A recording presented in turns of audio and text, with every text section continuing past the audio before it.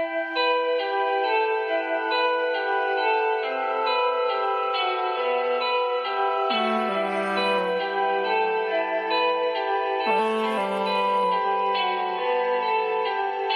got a hunger for money, I'm about to go get it. I'm a bounty hunter. This week on the Bedroom Talk Show, we are discussing why do married people cheat?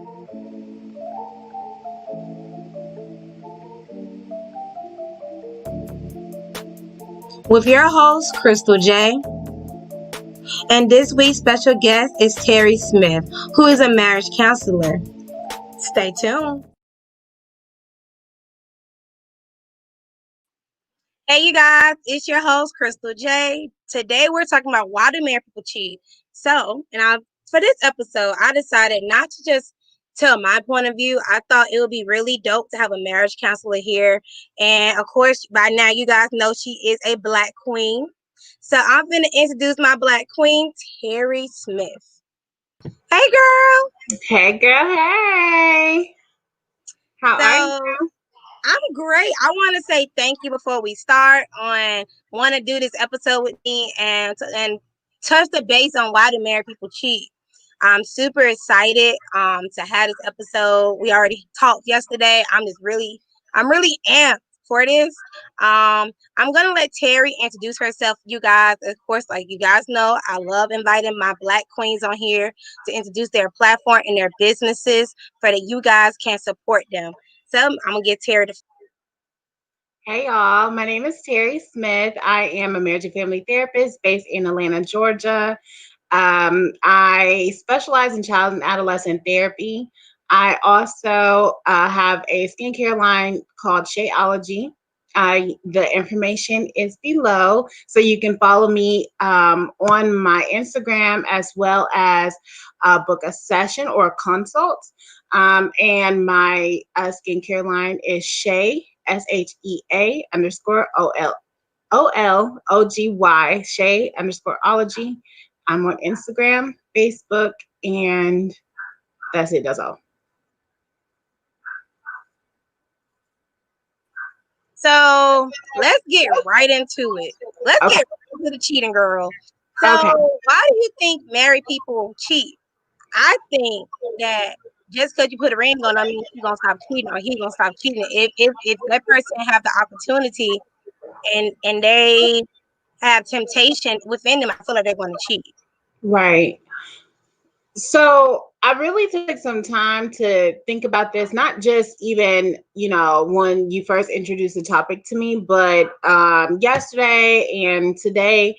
And the general consensus is that there's two reasons why. Either you, like you said, they have the opportunity to do so, especially for men are opportunists, or for women, because we are emotional, we can cheat emotionally without the physical aspect. It's a choice. So it's either between the two, that you have the opportunity and the means to do so, or you're choosing to do so. And if you're choosing to do so, I like to believe that it's something that is deeper rooted. So you have really not addressed a lot of the issues that you have within yourself.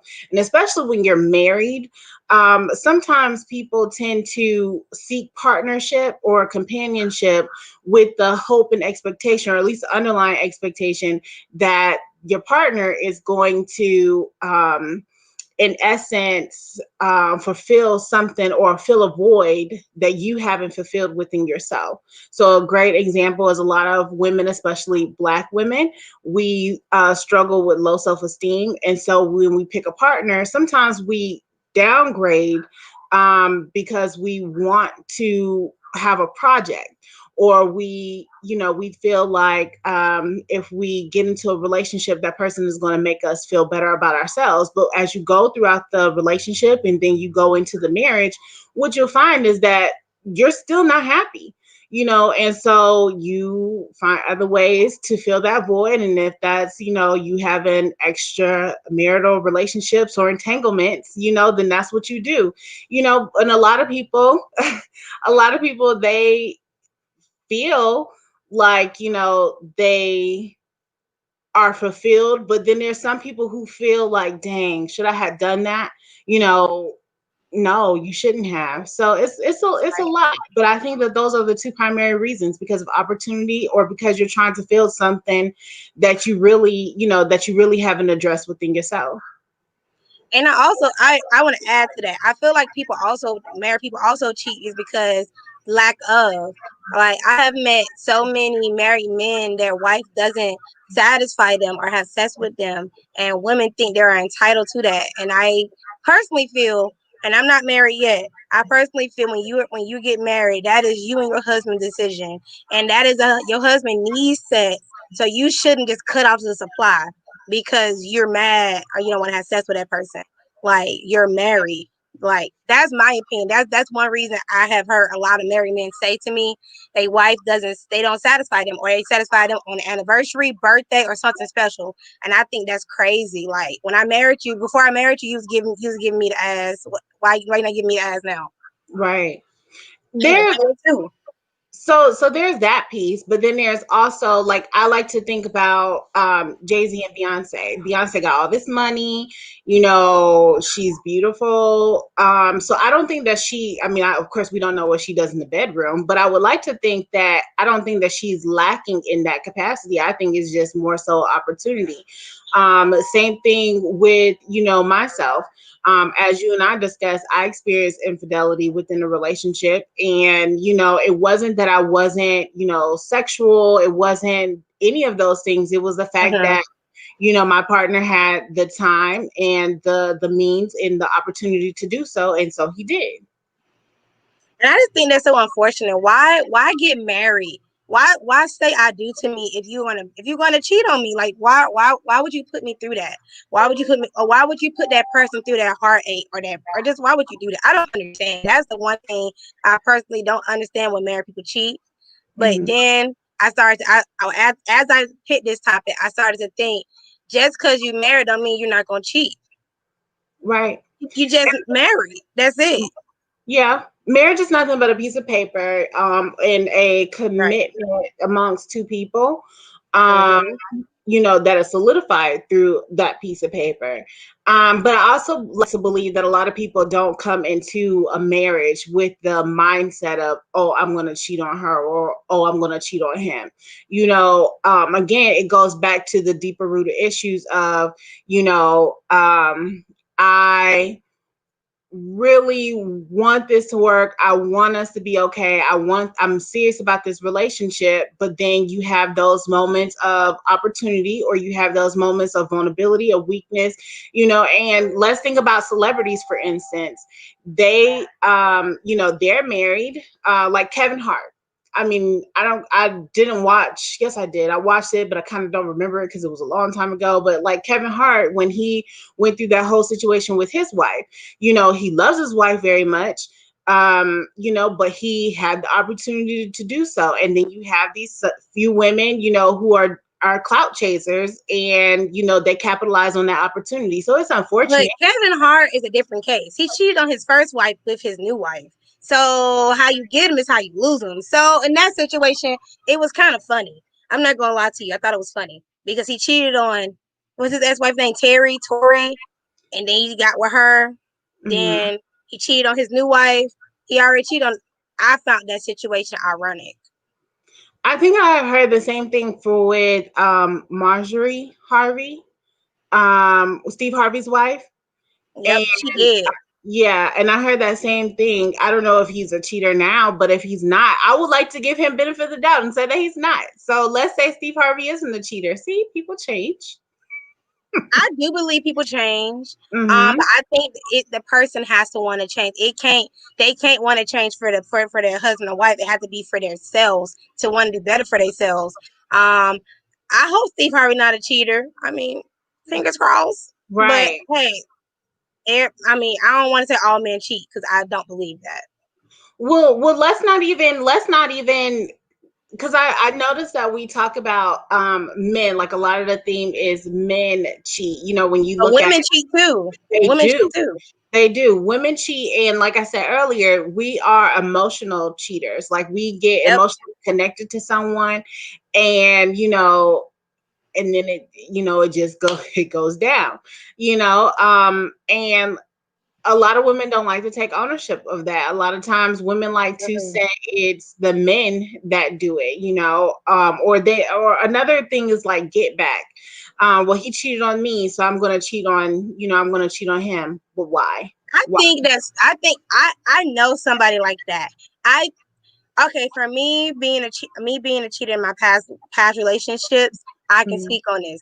Now, if you cheat on somebody and you tell them and they forgive you, they forgive you. But for you to go back behind my back and cheat on me after I already told you, that's wrong. But I know I have a girlfriend like that. That's how she did somebody. And I disagreed with it because if you didn't want to be with that person no more, all you had to do was say, I don't want to be with you no more, and cut it off and not cheat on him, because all you're doing is adding more alcohol to the cut, and it's going to burn for both parties. At the end of the day, you can't fight fire with fire, but you have a lot of parties that cheat like that. But that's true. That's true. I have a question for you.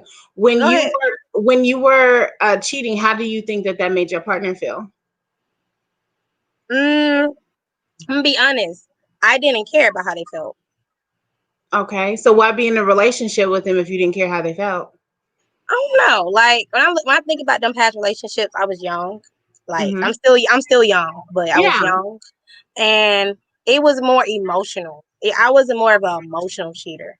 Because it's either my exes was lacking something in a department, and I was like, okay, and then I go confide in somebody else, and then it started off as emotional cheating, and that's normally how it happened. But when I was cheating, I didn't care about my ex boyfriend's feelings, and the funny part is the gag is they was cheating too, all of them. That was the gag. So when we end up breaking up, I cheated on you. I said, well, it don't matter. I cheated on you too, boo. So that's why I said the tat for tat ain't a good look, and it's not a good feeling to know, damn, you cheated on me too. Like it really hurts you too. Be like, damn, I wasn't capable of loving you alone. But mine was more emotional. I was an emotional cheater. But I don't cheat no more. I don't believe in it no more. If I don't want to, now I try to communicate with my partner. And like if it's something I don't like, I'm going to over communicate it to you, or I'm gonna give you space for a couple days, and I'm gonna come back and talk to you and say, hey, I didn't like this. Let's work on that, because I really believe in building a foundation. And with me building my foundation, I believe in honesty and respect and trust. And I can't ask for those three things if I'm cheating on you. Right. I have a question that kind of goes back to when you were a past cheater. Would you say that you had some underlying issues with self that you hadn't addressed, and that contributed to, your decisions? That is a great question. This is what I told you I want us to be so organic. That's a great question. I don't think I can answer that really well. I think honestly, I didn't know my self-worth. Because if you love yourself like you say you love yourself, you won't be giving yourself to multiple people, because when you give yourself to multiple people, that's so much. That's a lot of time. That's a lot of energy. So when I was a cheater, I didn't love myself. Let's keep it real. Like, I don't know if I just broke up, but let's keep it real. I didn't love myself for me to like cheat on you, and I didn't know my worth. Right. That's the truth in that. But that was a great question. Yeah, that's the thing. It's kind of like, I always say that hurt people, and so when we are lacking things within ourselves, we are comfortable with doing harm to someone else without even thinking of how would that really hurt that person? How would that person really feel if they knew what it was that I was doing? As someone who was cheated on, not only, and I'll tell you, it's not funny, but who just recently was cheated on and they're pregnant. Oh yeah. Oh my gosh, the girl that's on I don't watch TV like that. I haven't watched TV in months. I barely watched it. She's a singer, Latoya Luckett. Now she's You got pregnant. cheated on? Yeah, there's a article that just came out saying that, her husband cheated on her and she's still pregnant and they just had a baby shower, and the side They did chick just have a baby shower. is the side chick is trying to market the video where, where he's in compromising positions and things like that. So Then she pregnant. Man, I can only imagine the emotions she's going through right now. Like, right. So when I was cheated on, I was actually pregnant as well. And so it was a very, I would say, like traumatic kind of, but it was kind of something where I had prepared myself for it. So one thing, as growing up, my mom was a single mom, and my mom always said that men are no good. And so, she was the queen of, I don't need a man, I can do bad by myself. Now, of course, we already know that, from a therapist perspective, we already know that that's some underlying issues within self for her to feel as though she doesn't need another person to make her feel complete, especially considering the things that she was doing on the outside. But anyways, but my mom had already told me that it's difficult for men to be in a honest, authentic, genuine relationship with one person. It's hard for them to do that. So when my husband informed me, that he had cheated, he was petrified because I laughed. And it was like, it was kind of like, you wait, laughed? I laughed. I Wow. laughed. And I would have cried. I I would didn't have. cry. I didn't cry until maybe like 2 days later, because at first I thought it was a joke. Then when I realized that he was serious, like he's very big on like guns. Like we went to the gun range and things like we, do things like that. And when I noticed that he had removed his guns from the home, because he thought that maybe I was gonna shoot him. Who knows? That's funny. I realized that he was dead serious. And when he Mm-hmm. said, when he shared that with me, it was kind of like, okay, let me take this in, let me process it. And my go-to person is my grandfather. So I went to my grandfather, and, my grandfather was not a rolling stone, but I've heard stories, and he definitely, was like, listen, you have this child coming. And so you have to ask yourself, are you able to forgive? And forgiveness doesn't look like, oh, I'll get over it now, and bring it up later. Forgiveness means like really understanding that people make mistakes, and are you able to move forward? And, my grandfather is like full of knowledge. He's a man of very little words, but that's what the feedback that he gave me. And, and I'm in my doctoral program. I'll be finished next year. And so I just kind of thought about that and about bringing my first child into the world. And it was like, are you able to forgive? And think of all the things in your life. Think of all the things that have happened in your life, the people who have done wrong by you. Will you allow something like this to impact your self-worth and impact, how you maneuver or navigate through this, through this marriage? And it was kind of like, Forgiving is hard, though. It is. It definitely Forgiving somebody is hard. Like, it is definitely hard. It's so hard. It to is forgive. very hard. It's very hard. But the funny thing is that I'm one of many jokes. So like, even though I was going through this process of forgiveness, like I would make jokes. And my husband would feel so uncomfortable because, sometimes there were moments where I would like make a joke and then I would laugh, and then he would kind of like give a nervous laugh, and then he would see that I was still laughing, and then I would start crying, and he'd be like, oh shit, like, am I supposed to like laugh? Or wait, no, she's crying. Comfort her. Right. So he would, like comfort and stuff like that. But I would honestly say that I'm definitely in a space of total forgiveness because, people make mistakes. People do things, and they're able to move forward. It took a while for me to, I'll be honest, it took a while for me to build back up my self-worth, self-esteem, and definitely the trust. But I'm not going to say that I'm naive, but I am also a very forgiving person, just because of the So how things you that I've feel about experienced. about Rashida and Kirk? A lot of people feel like Rashida is stupid for staying with her cheating husband. Yeah. So you being on that end, it happened to you. Mhm. You being in a marriage, and you're a counselor, marriage counselor. What do you think about that situation, the Rashida and Kirk situation? Everyone, honestly, everyone you have to really know yourself. You can't think that, oh, I'm going to be Rashida, or I'm going to be a Beyonce.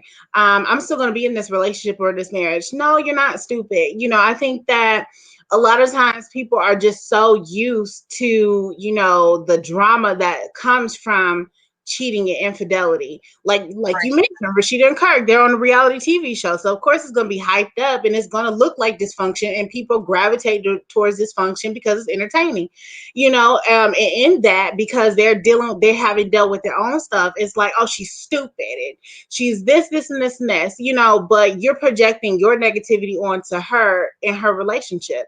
So I think that if for Rashida and Kirk, if it worked for them, where It she's worked for able them. to forgive, right? If she's able to forgive, move forward, rebuild that trust and have a healthy, happy marriage, then go for it. It doesn't mean that she's less than or stupid or anything like that. It just means that that's what works for their relationship. And especially when you've been with someone for so long, you have to I think really. 20 years they've been together. Right. So it's like you have to weigh the pros and the cons of being out of that relationship, and Right. sometimes those pros outweigh the cons. So it's like, we can work this out, but you I have don't to know know. yourself. That's You had important. you had a whole nother baby. I gotta say, I think Rashida is a very strong woman because I don't know if I could have stayed with me knowing that this other child. No, the kid is innocent. You have a Hmm. whole nother child outside our marriage. I don't know. I don't know if I personally could have stayed. I think she's a Right. very strong woman, honestly, to even stay through all of that. And it was on TV. Your family and friends all seen it unfold. Like, Right. she is so strong. I have nothing negative Yeah. to say about her marriage because I feel that that's their marriage and that's their situation. It's not my marriage. I'm not laying this to him. That's her. And I think people forget that sometimes when they look at celebrities. They're like, they ain't want to be me. You don't know what you Mhm. will put up with. You Absolutely. Very, very true. Very true. I was definitely someone, I mean, prior to being in, this relationship, I had never been cheated on before, but I mm, had had other people who, other friends or associates who experienced it. And it was just like, oh girl, I would never, but that Terry then, Terry who was cheated on, and the Terry today, we're all three different people. We all that's look and growth. process things different. That is growth. Absolutely. You grow from different points, and you have to be willing to understand the growth within yourself, and you have to acknowledge it. When you start to acknowledge the growth within yourself, amazing things start to happen. Sometimes you have breakdowns. Me personally, when I start to acknowledge my growth, I have emotional breakdowns. I'm like, oh my God, not today. I can be driving and have emotional breakdowns. So the growth thing, when you Mhm. say this Terry was different, I understand that. I'm going Absolutely. through that now. I'm Absolutely. personally going through that now. Absolutely. I would say that sometimes, depending, again, it depends on you and your partner. I would say that sometimes certain things that you experience in your relationship actually make things strong, makes that relationship stronger. So this infidelity piece within my marriage definitely made our relationship stronger. And then when we lost our 2-month-old in May of this year, it was like, for a lot of couples, that's something that just makes them fall completely apart, but we are super, super strong. We communicate, we are on point. I over communicate. My husband likes to say that sometimes I talk, too much, and I just need to get to the point, so I talk around in circles and then get to the point, but I do the same thing. I talk in circles, and then once I get to the point, I'm like, okay, this is my point. right, right. But you got to tell the backstory. It's like you always got to have some content behind it. So, Right. so that's what I do that. But I mean, it's really, really important to communicate. And, even though, this infidelity piece happened, I would definitely say that we do a lot better in communicating. We express how we feel, you know, and I had even said to my husband, like, listen, if you ever get to a point where you're not happy and you want to, you know, step out again, just, you know, let me know so that way I can prepare And that myself. 'Cause have that open dialogue for I can know. absolutely. Yeah, I agree. But you compare Yeah. yourself. That's important. Yeah. Like that's that the person I'm currently talking to, he's very big on communication. Like that's his top thing. Like it trumps everything I talk about. But Right. communication is number one for him. So communication is key for if you It, don't want to be cheated on, if I or if you want to work towards it. can I ask if he's black?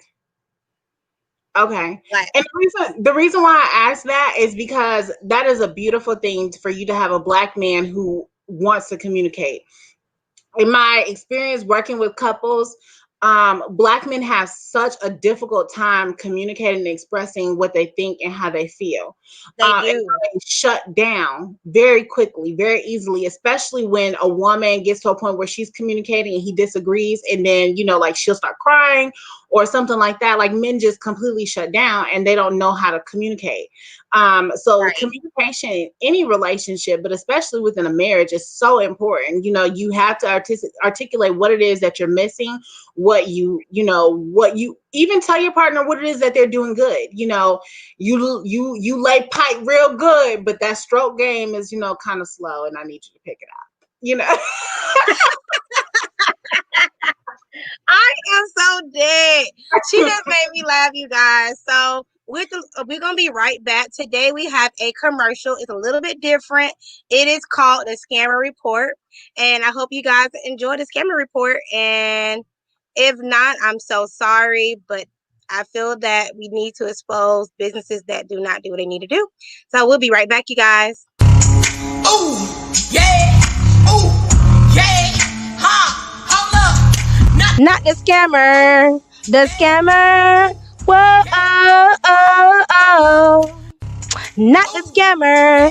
The scammer. Whoa, oh, oh, oh. Welcome to the Bedroom Talk Show. This is the Scammer Report. Hey, you guys, it's the Bedroom Talk Show. This commercial is a little bit different. Pretty much, I am taking time to expose a business owner because they did not provide the services that they offer. What is that? This is a lash tag. It is over $85. And in the next couple of videos, you will see the text messages pop up. I didn't want you see her page. I think it's unfortunate that we as business owners, we can't admit when we're wrong. I think it's unfortunate that this young lady decided to post her customer address online because she don't want to refund the customer $85. It is so sad. And this is one of the reasons why people have issues supporting black-owned businesses. And like I said, it's very unfortunate. This video is not to be petty. This is just for me to expose a scammer. And this is the Bedroom Talk Show Scammer Report. Yeah, ooh, yeah, ha, hold up. Not the scammer. The scammer. Whoa, oh, oh, oh. Not the scammer. The scammer. Whoa, oh, oh, oh. Not the scammer. The scammer. Whoa, oh, oh, oh. Not the scammer. The scammer. Whoa, oh, oh, oh. Not the scammer. The scammer. Whoa, oh, oh, oh. Not the scammer. The scammer. Whoa, oh, oh, oh. Not the scammer. The scammer. Whoa, oh, oh, oh. So you guys, let's get into the scammer report a little bit, and then we're gonna get right back to Dr. Terri. Number one, the reason why I did create the scammer report because we had a roommate that was scammed, and me being a business owner, I think it's very unfortunate that it's unfortunate. A lot of people don't want to support black businesses, and that is one of the reasons they don't want to support us because of things like that. And it's unfortunate that this young lady has posted her address, threatened her, even started to body shame her. And I think it's very unfortunate over $85, and she didn't even do the service. So if you have anything you want to expose on the Bedroom Talk Show, you have to have proof. I will expose it for you. I have no problem doing that because, like I said, I am a business owner first. My podcast is all for fun because I was back here laughing at myself. It was so funny. I can't. It was funny. I mean, me singing, not the scammer part, not the situation. All right, Miss Terri. It was funny. I was back here laughing. I mean, I hate scammers. That's why I had to expose that person for my roommate. I call my people who watch the show roommates. So if you watch the show, I call you a roommate. Right. That's what I call them. I needed my tea. I was trying to go get my teacup, but I couldn't go get it fast enough. Wow. I was sitting there reading some of the text messages, and then like when she was like, since you can't have people stop contacting my phone and contacting my friend, it's gonna get ghetto. And I'm just like, wait a Just minute. refund her the money. Right. Problem solved. It shouldn't take 3 months, 2 months to do my lashes. Mm-hmm. Like, that's craziness to me. It is like if you order from my business a more lore and I tell you, okay, I'm sorry, it's out of stock. I ship it in 2 weeks. 2 weeks pass, I still haven't shipped it. A month passed, you being understanding. Okay, Crystal, I still haven't shipped it. 2 months passed, you like, okay, can you refund me? I'm gonna refund you. I'm just people crazy. People are, but you also have to keep in mind that a lot of people jump into being business owners or into entrepreneurship without any type of knowledge of business. Or not being ready. That part too, like just like when, I do skincare stuff, I always give myself a 2-week time frame. And especially now, because of the pandemic, things are slower. And also, I practice. Shipping is awful right now. Oh, yeah, it's crazy. But I'm a lot better with self-care. And so within that self-care and also seeing clients and things like that, I give myself a 2 weeks turnaround time. If there's anything that's going to hold me back from that to making that 2-week commitment, then I'll reach out to my customers and I'll let them know, hey, this is what the delay is. I will get this out to you as soon as possible. It's all about communication. And the crazy part is, I mean, even if you communicate, if I ask for a refund because you can't give it, give it. It's $85. $85 not gonna break your business. Like, yeah. I spend way more than $85 on my business. Like, $85 is like $10 in business. Like, but you know what? That might be $10, and that might be equivalent to $10 to us. But for some people who are just starting, that $85 is their gas money. That was what they put to feed their children. So I get that, but there's always that moral self of, dang, I did somebody wrong. I need to give them their money back. And your reputation, because her reputation is ruined. She changed her Instagram so many times, her Facebook. She blocked me. Because I shouted out on Instagram, and then she blocked me. And I was like, okay, I don't really care that you blocked me. I'm still going to air this episode, and I'm going to air the scammer report, and people are going to see it because now it's on YouTube, now it's on Periscope, and it's on Facebook forever because I'm never going to take it down. Right. Never going to. You mess yourself up. You mess yourself up when you do people wrong. It's all about.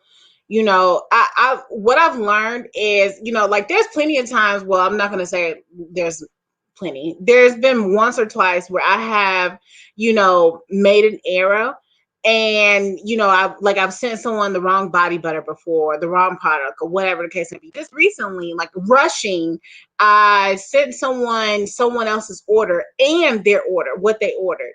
And it was simple as pie. I told them, hey, keep the extras, look at it as a freebie. And I sent, the customer the correct order, and they got to keep it. And surprisingly, she was like, oh no, I want to pay you for what you sent to me because I'm going to use it in this bomb, and I was just like, oh, thanks.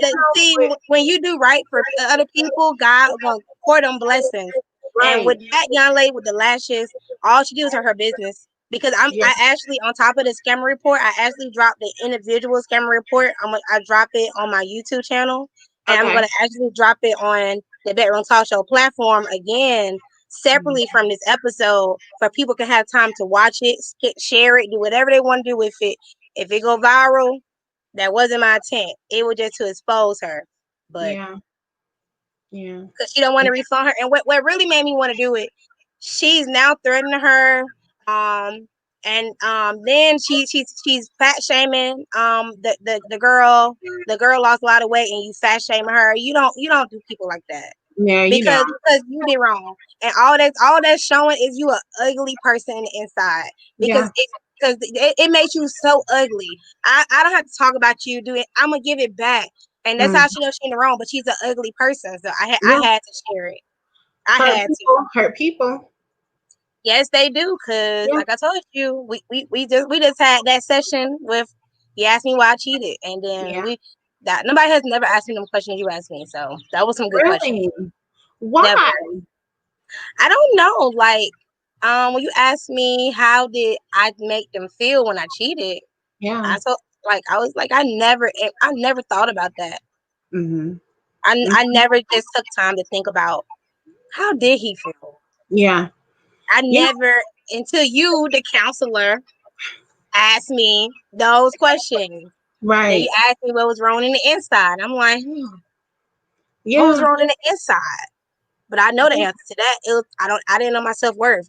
And I'm currently still learning my self-worth. That's why I'm not rushing into a relationship. Because I do want to get married and I do want a husband. But I'm not about to rush into that to have a failed marriage.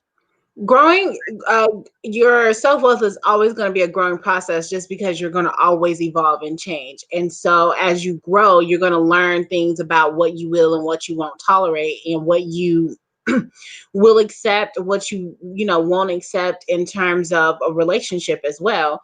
Not just like tolerating with other people, but with within your relationship, within work, and so especially within work, you have to set boundaries. And that's one thing that I always encourage people to do, is set boundaries, especially as Black people, because we were never taught to set boundaries. We were always. My friend say that all the time. She preached that. She preaches that. She said, I know my boundaries. This is my boundaries.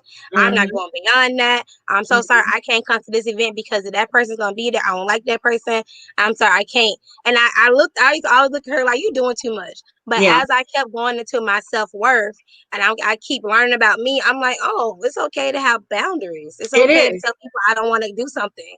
Or it's okay to tell your partner that. I'm not comfortable with that. Absolutely. And I'm currently learning that now. Especially in a marriage, or in a relationship in general, like an intimate relationship, you definitely want to set your boundaries, especially when it comes to sex. Like, hey, can I put in your booty hole? No, that's a boundary.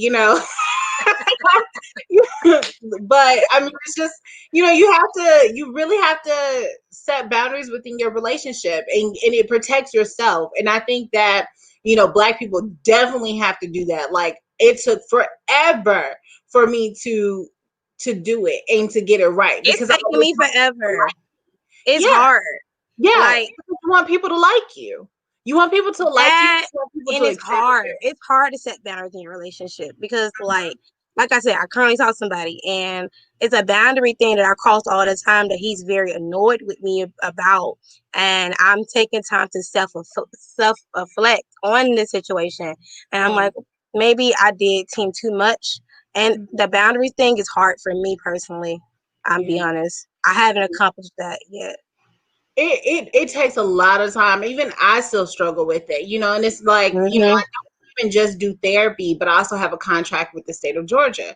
And so that means that I have to deal with a lot of caseworkers. And, not that I want to be a people pleaser, but, because I have this contract, there's like this level of commitment, and, I want to commit, but I really had to ask myself, am I willing to commit and sacrifice myself, my time with my family, my mental health, and the answer is no, so if I be honest, like this morning, I woke up and I was like, I'm not going to check my emails until 10 o'clock. Cause usually by 7 o'clock, I am waking up on my phone, looking to see who contacted me. And it's all about protecting your space, protecting your time, it's protecting your Right. mental health. Because if you don't, nobody else will. Right. And you have to tell your spouse that, or your boyfriend or whoever. Like, I know I have some people watching who's not married. Everybody's not married, and that's Yep, okay. that's true. That's true, So, but they might be in a relationship, and so you definitely have to like communicate. And again, that goes into self-reflection, just like you said. Self-reflecting as the person who's setting the boundary, and also reflecting as a person who could cross that boundary.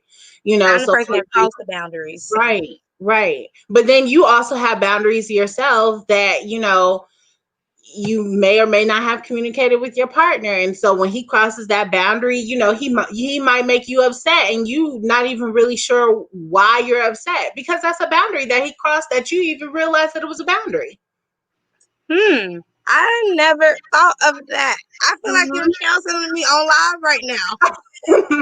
but it's true. It's like sometimes, like, there's so many things. Like, it even goes back to the whole, the cheating piece, where one thing that we don't talk about with our partners is the expectations that we have for them, and those expectations that are Oh, you just said a mouthful.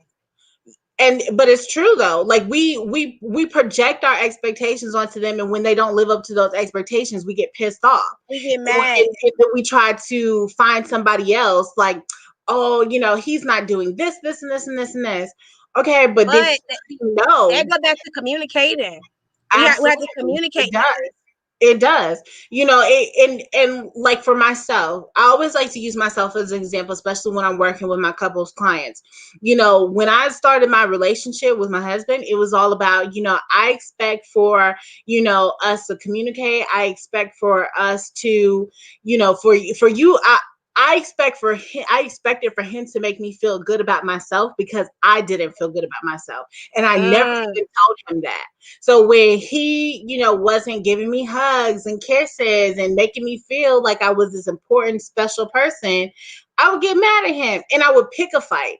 Or, my mom passed away from breast cancer, and, sorry to when hear she that. passed away, it's okay. It's a part of life. People are not put on this earth to live for I forever. forgot you had this conversation off screen. Yeah. So, I mean, when she passed away from breast cancer, and because I wasn't feeling good with myself, but I expected him to help me fill that void of sadness, and he didn't do it. It was kind of like we would bump heads, and we would clash a lot, and he didn't understand why. It's because I put this expectation on him that he didn't even know about. So again, women go to that emotional. We go to that emotional space, and we look for others, people who are going to be able to fill that emotional void. And that was exactly, well, not what I was doing, but like, I would have friend or associates, because I'll tell anyone, I met my husband on Twitter, and so I used to tweet people, and I would, send messages, and try to strike up a conversation and things like that, to try to fill the emotional void. But it wasn't biting. It wasn't a bite. So it's all Because like, you had expectations you didn't tell him about. absolutely, it's all about communicating those expectations, about communicating, what you will, what you won't tolerate. And when you do that, it decreases the chances of cheating. You know what?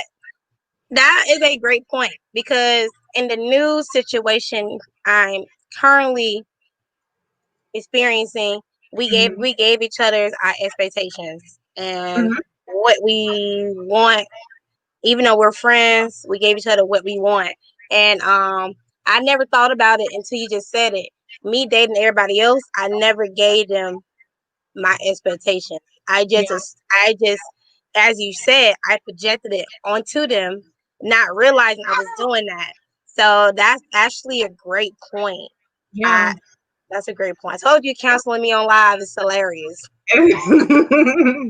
that piece. And there's also, like, there's a lot of women, but I always say black women because I'm black, and so I know I know about black community, but for black women, like, one thing that we do is, like, we jump into these relationships not even clear on not even just what we expect from our partners, but the idea of what this relationship should look like for us, because that's what we Right. want. So when we think about relationships, we think about, I don't know, I was going to say Gabrielle Union, but I don't even know if No, people even that's look like at a her relationship relationship goals. What anymore. we think about. We think about the pictures that everybody posts. We think Right. about. I'm just being honest. We think about the pictures everybody posts. We think about the little rose petals everywhere. We want. We want to. We want to post it on social media for clout. Yeah, these are what we expect. Yeah. Not me, but Yeah. when I see hashtag relationship goals, I grind my teeth, because why is that your goal? Because the Yeah. picture's pretty. You don't know if she can her ass beat. You don't know if he cheating. Like hashtag relationship goals. No, baby, I'm my own hashtag relationship goals. So Right. I saw where he was going with that. So, Yeah. baby, Yeah, absolutely. Like, you not only do you put this strain on yourself to be this relationship goal, but you put the strain on your partner for him to be a part of that narrative of the relationship goal. And when he doesn't meet it, it's like, oh, he ain't this and he this. ain't And shit. it's like, I right. call your girl. Let me tell you what AYZ Mhm, did. Yes, mhm, that mhm. is what. And you know what I realized recently. We shouldn't tell our friends everything about our Oh, please relationship. don't. Yeah, You, please don't. it's Please certain things don't. that your relationship you should just keep to yourself, because I forgive him, but your family and friends gonna be like, I thought he cheated on you. You staying with him? Yes, that part. It took me to 30 to learn that. I can't Yeah. tell my friends everything. Like if when I get into a relationship and we get into an argument, I ain't gonna tell you we good. Even when we not good, we good. The important part, I always am going to push for therapy, because you're going to have this non-judgmental person that's going to give you feedback, and communicate. And hopefully, I can only speak for myself. I'm like one of the realest therapists that you will ever come across.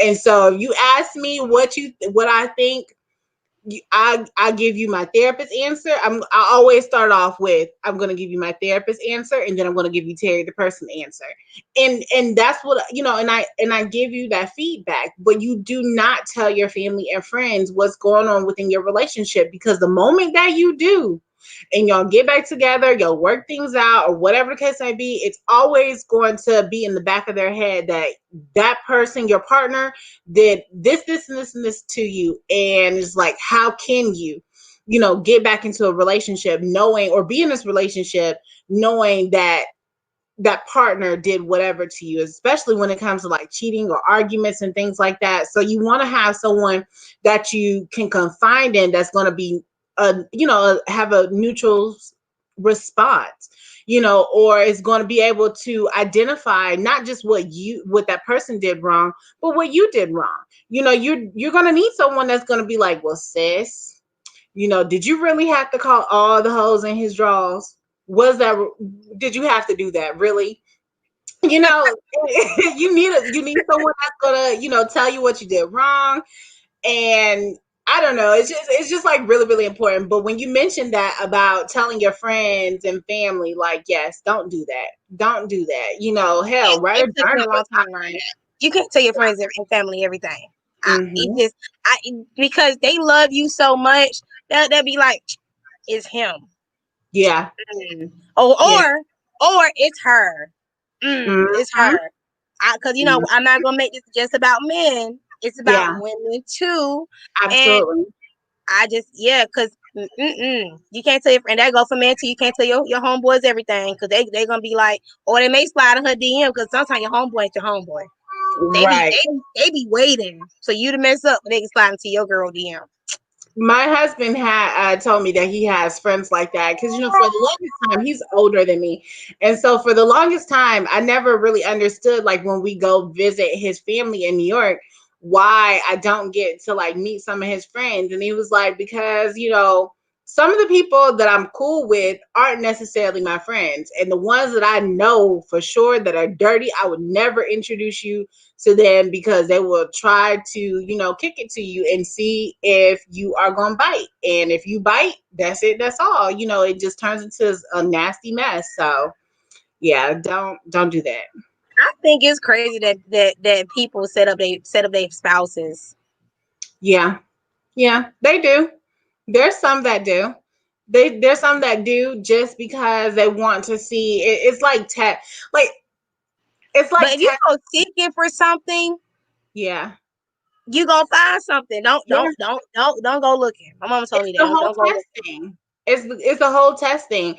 I'm gonna set you up to see if you're gonna take the bait, and if that person takes the bait, it's like, see, I knew that I couldn't trust you. No, sis, you have trust issues. Don't project that onto your man, and vice versa. No, sir, don't project that onto your partner. Yeah, you Um, have trust issues, and you have to address that. yeah, And if you have trust issues, you should not date that person because absolutely. relationships also based. I feel that is based on trust. Mm-hmm. So I Mm-hmm. mean, that's all relationships, honestly. Friendships, marriages, families, Yeah, trust. If I can't trust you, if I feel like I can't trust you, why I'm dealing with you? That's just how right. I operate now. So Not only that, but it's an issue with trusting yourself. Like before you can mm, trust other people, you have to trust yourself. You know, and if you can't trust yourself, then that's an issue. That means that you can go ahead and hit that consult button, and set up something so we can talk about it. you guys see, Shameless you can book her right here. I'm just trying to plug. If anybody want to book her, I'm literally put everything right here for you guys as we talking and having this open dialect. You guys see, I didn't do interview style this time because I felt like it would be a lot better to just y'all yeah, see how it's falling apart. I mean, not falling apart. Y'all see how it's playing out. Cause yeah. she asked me some of the questions. I'm like, huh. You got me dead. Did you have any other questions for me, or did I, anybody in the audience have questions? I well, don't. one of the, you'll have to, let me know what the questions are, but I definitely had a question for you in terms of your development of self-worth. So what are the steps, or what are some of the things that you did to increase your self-worth, and for you to and when will you know that you are in a better space, mental, physical, all of that, to be in a relationship? That is funny you just asked that because somebody else recently just asked me that exact same question. But similar to that question. For me, what I did, I had to realize that I was hurt from a past situation, and I had to like dig deep. And I ain't gonna lie, I cried a lot. With me crying a lot, I started to do yoga. I started to meditate. But what really helped me through my self worth was I started to do dance. This was last year. I started to go to dance class, and I did dance because it was out of my element. It was Mm-hmm. set. It's burlesque and sexy. I didn't love myself. I didn't love my body at that point when I started. And as I kept going to dance every week, it started to build like, okay, I'm pretty. Okay, I love my body. And then I just really started to realize that I didn't know my worth when I was talking to guys. I would just literally talk to anybody who came to talk to me, not Mm-hmm. really having standards. So I really just started to like write. I wrote a letter to myself. I do affirmations every day to this day. One affirmation I do every day is I am beautiful. I am worthy. I am worthy of love. I deserve to be loved. I deserve love. I am Crystal. I literally did. I have a list that I say it to myself every day. I look in the mirror, I say it, or I say it while I'm driving. Mm-hmm. Um, how I know I'm ready to be in a relationship, I had to address some inner demons of my own to realize, okay, right now I'm taking it slow because I don't want to rush in a relationship. I realize in all my relationships I rushed into Right. every single one, and I didn't take the time to get to know the person Mm-hmm. because I was lusting for them, or it was more, yeah, it was more sex than anything.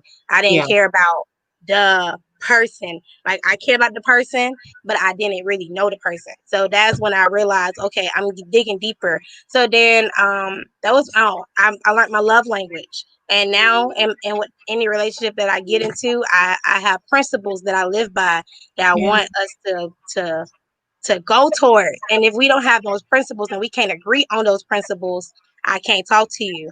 And I'm not a booty call, so don't be calling me at 4 a.m. to just like if you just call me to have a conversation because you just want to talk, it's okay. But I'm just kind of pull up. Like it took me a long time to realize my worth. Like you have dudes just out there just want to smash versus really getting to know who I am. Even Right. get to know I want you to get to know the hurt me, the damage me, the happy me, the sad me, the Crystal who's a bitch. I want you to get to know all of that. That's all within my self worth. And I went on this spiritual journey. Getting closer. I'm still trying to figure out the God thing, but I'm still on my spiritual journey, and that's really how I did my self worth. Now, and yeah, that's how I did my self worth. That's a But beautiful I thing. am almost ready to be in a relationship. I just want to take my time. I don't want to rush to another relationship because Right. that's what I did in my last one, and it Mhm. failed miserably, and it really broke me as a person, as a woman. Um, Mhm. and I feel that in order for me to make sure that I'm ready, I want to get to know the person and take my time. I don't want to rush anything. And that's one thing I feel that we as women do. We rush so much because we want to say, oh, I'm in a relationship. No, it's deeper than that. I am now dating with a purpose. If you can't court me, I you ain't my cup of tea. Right. So Can you elaborate on what court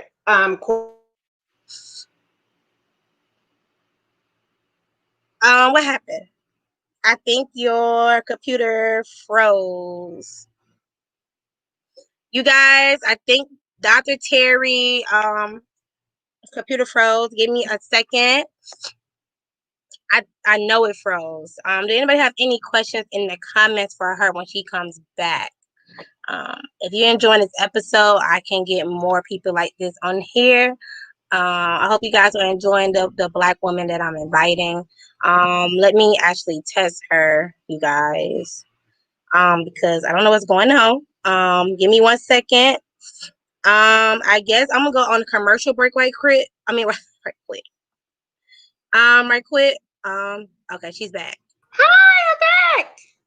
Okay, great. I was just about to test you too. I'm about to go to commercial break. I said, okay. What is courting? I think that was your question. Yeah. Courting is when you're dating with a purpose. And when I say dating with a purpose, your intent is to I want to marry that person. That is Mm-hmm. courting. And if you a dude and you trying to talk to me and you don't understand that, you're not the one for me. And the reason why I asked that is because I think that in the marriage that you should also be courting your partner as well. Like that shouldn't stop. Um, I actually agree. I mhm. I actually agree. I will get up and get a book I've been reading. I agree. Whatever you did in your singleness, you keep doing it, with your partner. Then y'all grow from that. Then y'all keep court. I actually agree with that 100%. Mhm. Just because we're married, I mean, we start going on dates. Just because Yeah. we're married, it don't mean we stop having long phone conversations. Like, but now we get lay on the side and talk. Like, Right. just because you're married, nothing stops. But Yeah. like I said, I want to be courted, so Yeah. I'm dating with a purpose.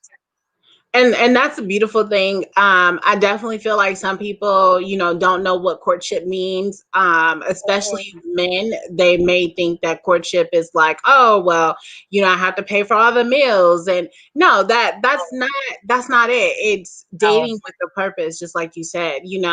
But for some people, they take a word and they turn it into something of what it means to them, and there's just this misunderstanding of what courtship was. So that's the reason why I asked you, because I know that you would be able to give a um thank you. great understanding and great definition to our roommates. But you know what's funny? Guess who taught me that? The guy I talked to. Really? I did not. I didn't know what courtship was because, like I said, we've been Mhm. friends for like 10 years, decade, and Mhm. he tried to court me a long time ago, but I curved him. And Right. then Is he it told because me what he's a good court. guy? He's he a good guy. Yeah, Yeah. I had this thing for a certain type that we already talked on the very social. I like hood. I like the thugs. I like the tats. I like Mhm. that. It does. I don't know. But now that ain't me. But Right. he the one who actually taught me what that means. And he the one that he drilled in my head. You need a date with a purpose. I'd be like, shut up. And Mhm. he's the reason why I think the way I think now. Like I feel like he slick molded me for him in Yeah. a sense Yeah. because I can't I cannot date you if you're not dating with a purpose. If you're dating with the intent to only have sex, I'm not the girl for you. It's so Yeah. many girls out there for you, and I'm not knocking them. I'm not hating on them. You see, I didn't bash them, but for Mhm. me, if you can't court me or date me with a purpose, which is the same thing, I can't. It's another word for courtmanship. I can't think of the other word he said. It's another word. Mhm. It's one more word. I can't remember it. I'm not sure, but one thing that I definitely agree on is something that you said, where you said that he helped mold you for him, and I would be, I don't know the right word for it at this very moment, but it would be a disservice to say that my husband did not, when my husband came into my life, he helped mold me into, or help shape me into the woman that I am today. And he like helped me so much with these boundary pieces, with being Mm, okay to say no. There were some things, that I experienced during my childhood that, he pointed out to me like, no, that's not right. Because when we grow up in dysfunction, we that becomes our new normal. right. So when we have someone say, that ain't normal, sis, that's exactly what he did. you That know part.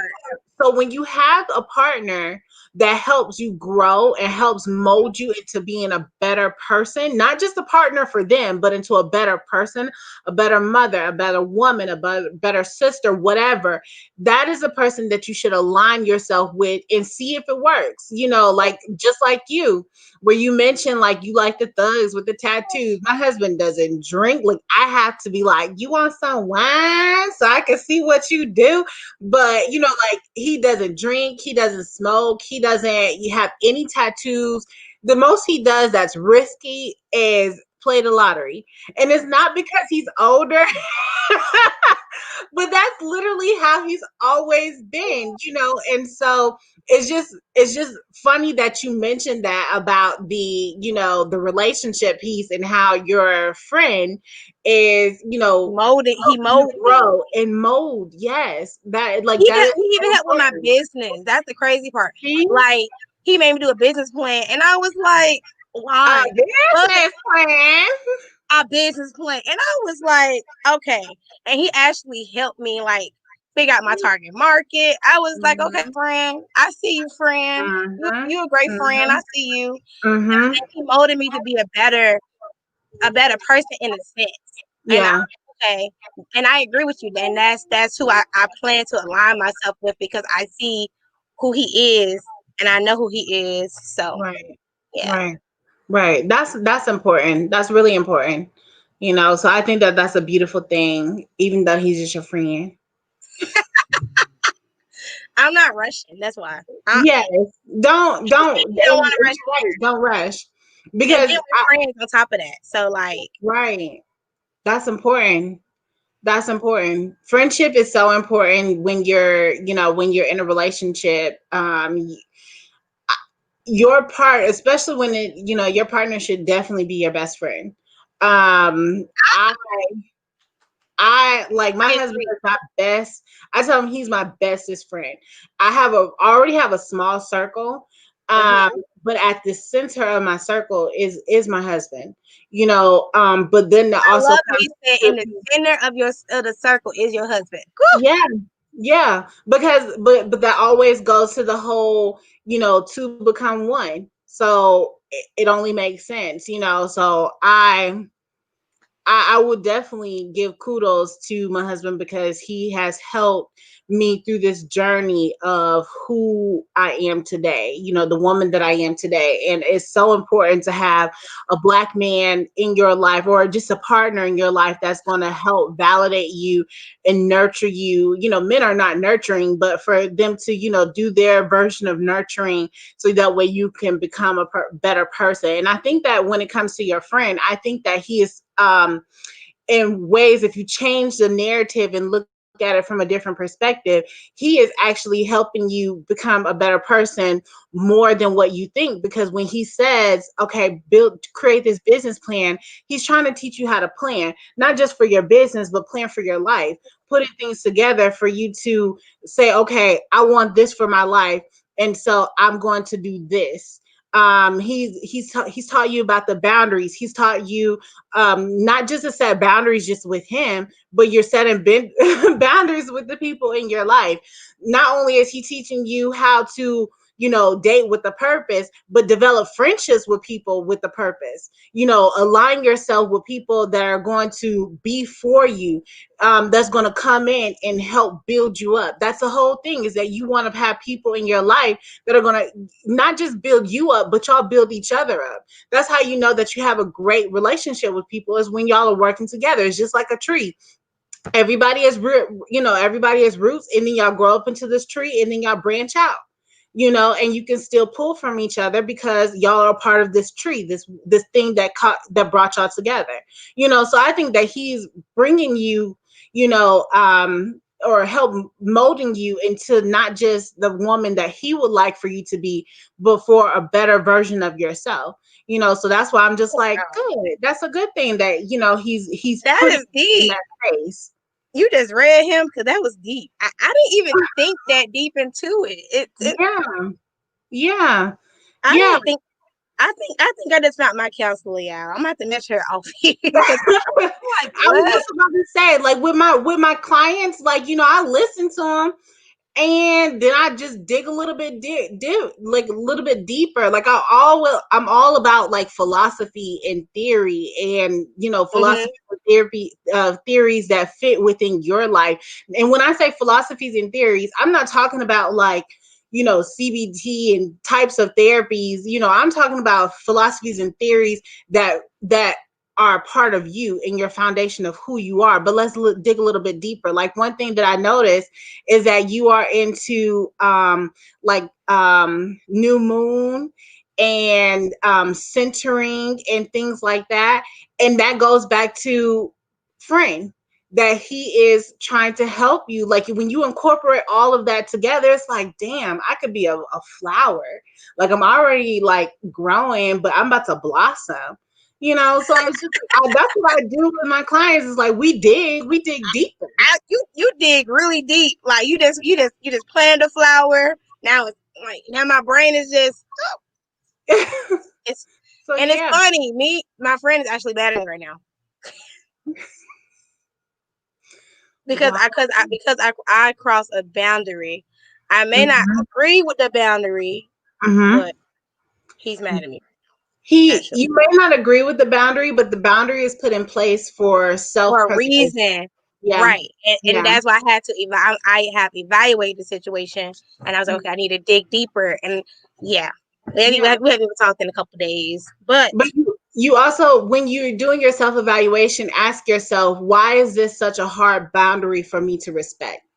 What is it about myself that is causing me to have an issue with this? Because the boundary isn't just for me. I'm quite sure that there's other people that this boundary is for, but why is it that it impacts me so much?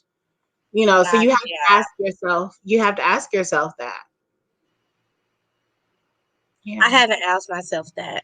Yeah, you should. I have not. And I thought I reevaluated it really well until you just asked me that question. So yeah, I'm gonna have to ask myself, why is that boundary so hard? Right.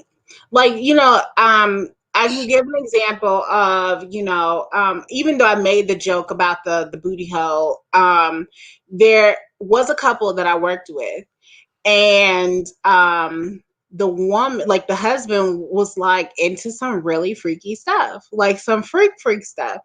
And she was just like not getting down with it. And he was like, every time I try to do these things, I'm trying to please my wife. And, I want to make her feel good. Is I want to try this, but she making me want to try it with other people because she's not with it. And little did he know that when we explored it a little bit deeper, she had been a victim of sexual trauma. Like, she was molested and raped when she was younger, like younger, like less than 10. And so that was just like a no-no. And so she wasn't vaginally, penetrated. She was anally penetrated. And so she just was just like, no, that's, I don't like it. But she never disclosed that. He So that never told him. right. So that goes back to the whole communication piece, but it also goes to let me respect my partner's boundary.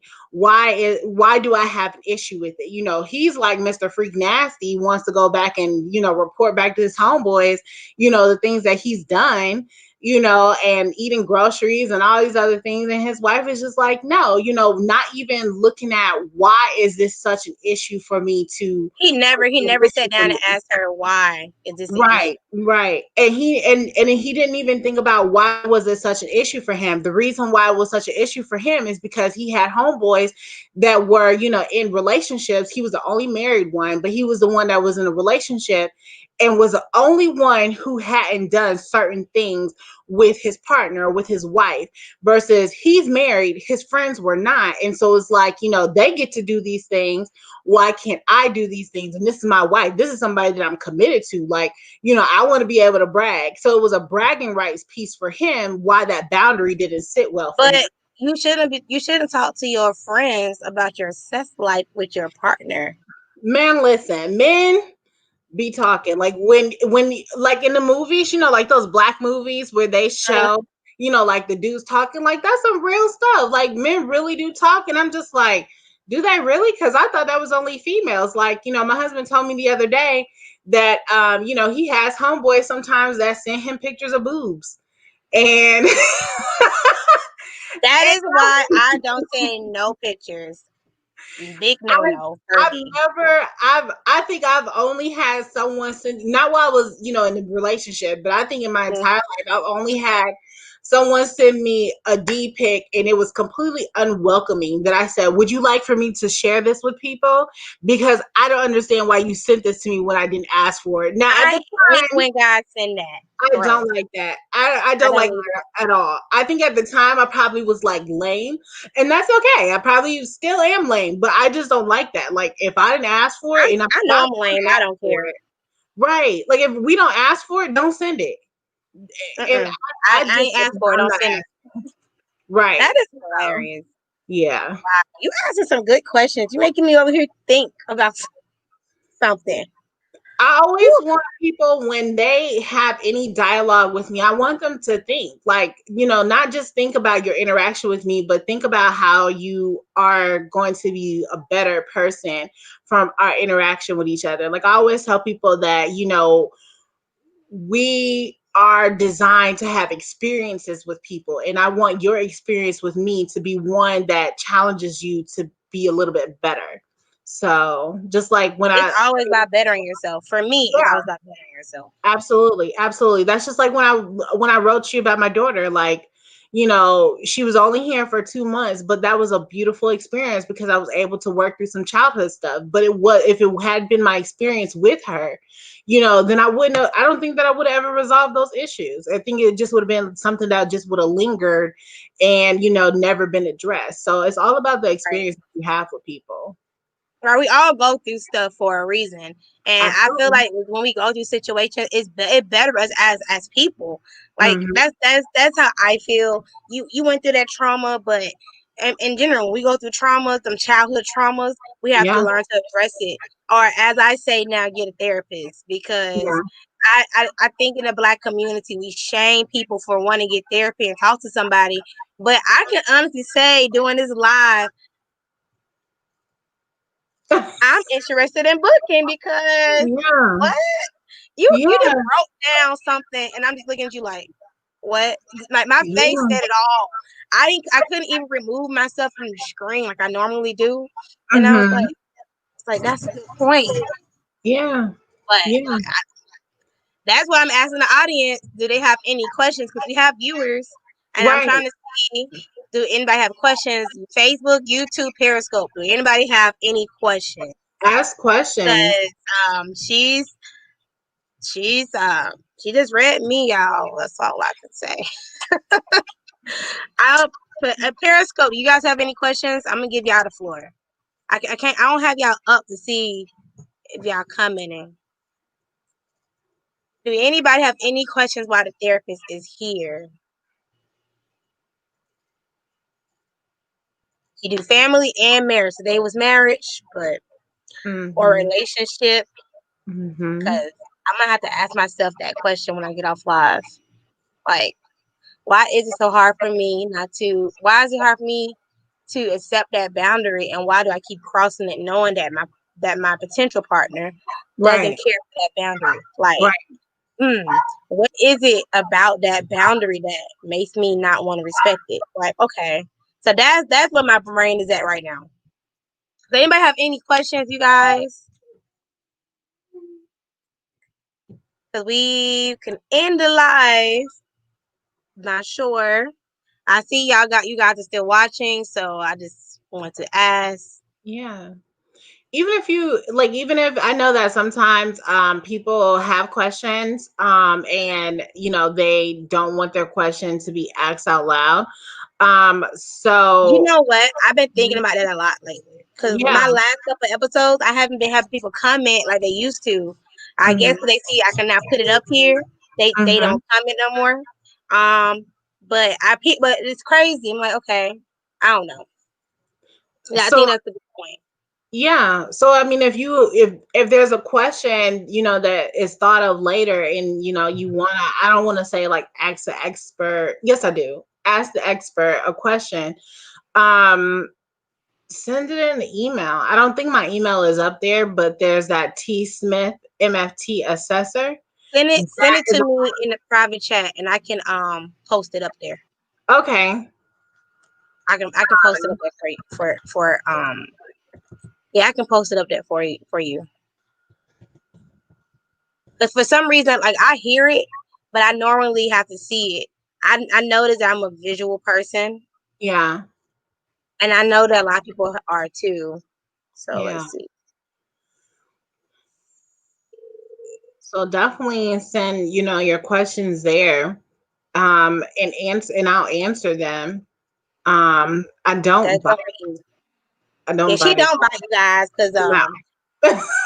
she got me over here thinking like I need to really reset this whole boundary situation. Like, What is one of your biggest boundaries in a relationship? you know what? Oh, not spending quality time. I like if we are talking, I want to spend quality time with you, or I love dates. Like, I can't talk to a guy and you don't take me on dates. Like, it's because doing them dates, we learn things like each other. I learn what you don't eat. Like, it's quality time for me. I'm really big on quality time. So you like companionship. Like companionship is really important to you. But I just took the 5 love language test, and I learned some things about me. I learned that my number 1 thing is receiving gifts. My number 2 is words of affirmation. And I am big on words of affirmation. When you tell me I'm doing great, or you're beautiful today, or those drive me crazy. Those are my 2 things. And quality time was 3. Acts of service was 4. The last one I came with the 5th. I can't remember what the 5th one was, but I'm really big on that though. Those 2 things I named first, but that's my boundary. Like we have to go on dates. I like I don't want to talk on the phone. Oh, I know my number 1 boundary is I lied. Talking on the phone. I hate texting. Really? I hate it. It's impersonal. I hate sending a text. I'd rather talk to you on the phone. And if you can't meet me halfway and talk to me, like if you like texting, I like talking, we can meet halfway. If you can't meet me halfway, that's my biggest turn off, and I can't talk to you. What will be a compromise for that? 50-50. Okay. What about, since you like talking and the other person might like texting, what about the voice text? So where you can like leave an audio message and it goes through the text message? That's a good compromise. I do that sometimes too. So yeah. Or I like video chatting. I love the video chat. So not FaceTime because I have iPhones. I'm not gonna propose. I'm not saying like I'm an iPhone lover. I love video chatting too. But my biggest boundary is not being able to like communicate. Like I like to talk on the phone. Like that's my Right. biggest barrier. So yep. In terms of the in terms of the love language part, you mentioned that one of your first love language was receipt of gifts. Um, why is the materialistic piece important to you? That's a good point. I like when you take time out to buy things. Like it don't have to be expensive. It can be something super cheap. It can be something, but just to know that you took time to think about me while you was out, or you go buy me, if you just send me my favorite roses to my job or my home, and I'm like, okay, you really thought of me today. I think it's very thoughtful. I like thoughtful gifts. I don't like stuff that you can buy on the corner. Like for Valentine's Day, I hate.